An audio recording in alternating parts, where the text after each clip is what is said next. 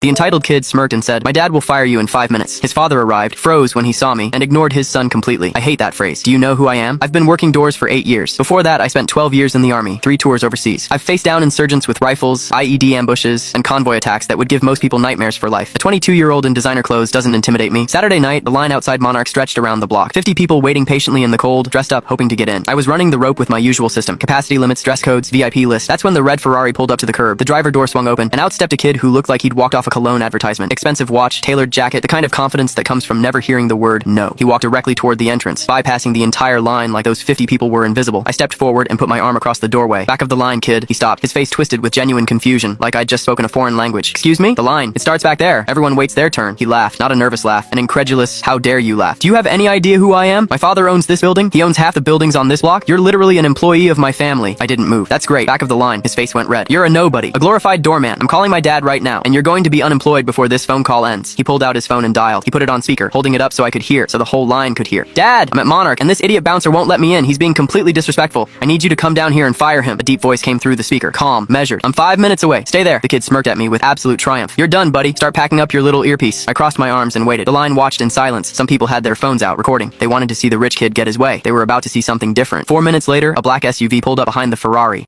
The door opened, and an older man stepped out. Gray hair, expensive coat, the kind of bearing that commands respect without demanding it. He walked toward us. The kid's smirk widened. "Finally, Dad, tell this guy." The father walked right past his son. He stopped in front of me. His eyes went wide. For a moment, he just stared. Then his face broke into a genuine smile. "Sergeant Miller?" I felt a jolt of recognition. "Captain Ashworth?" He grabbed my hand and shook it firmly, then pulled me into a brief embrace. "My God, I haven't seen you since the VA hospital in Germany. What are you doing here?" "Working doors, sir. Pays the bills." The kid stood frozen, his phone still in his hand, his smirk dissolving into confusion. "Dad, you know this guy?" Captain Ashworth turned to his son. His expression shifted from warm to ice cold. "Know him? This man pulled me out of a burning Humvee in Kandahar after we hit an IED. He carried me 400 meters under fire with shrapnel in his own leg. He saved my life, Preston. He saved the lives of 3 other soldiers that day." Preston's face went pale. I didn't know." Captain Ashworth stepped closer to his son, his voice dropping to a tone I remembered from field briefings when someone had seriously messed up. "You called me because a man doing his job asked you to wait in line like everyone else. You threatened his livelihood. You called him a nobody." "Dad, I was just— Give me your keys." Preston stared. "What? The Ferrari? Keys? Now. Dad, come on, now." Preston fumbled the keys out of his pocket and handed them over. Captain Ashworth pocketed them without looking. "You're walking home tonight. It's 4 miles. That should give you time to think about the kind of man you're becoming." He pointed at me. "And before you take a single step, you're going to apologize to Sergeant Miller properly, like I raised you to." Preston looked at his father, then at me, then at the crowd of 50 people watching his humiliation. His shoulders sagged. "I'm sorry," he muttered. "Look him in the eye." Preston lifted his gaze to meet mine. "I'm sorry, sir. I was out of line. It won't happen again." I nodded. "Apology accepted. Get home safe." Captain Ashworth watched his son walk away into the night. Then he turned back to me. "I apologize for him. His mother and I gave him too much, too early. We're still trying to teach him that money doesn't make you better than anyone." "No apology needed, Captain. We all need humbling sometimes." He smiled.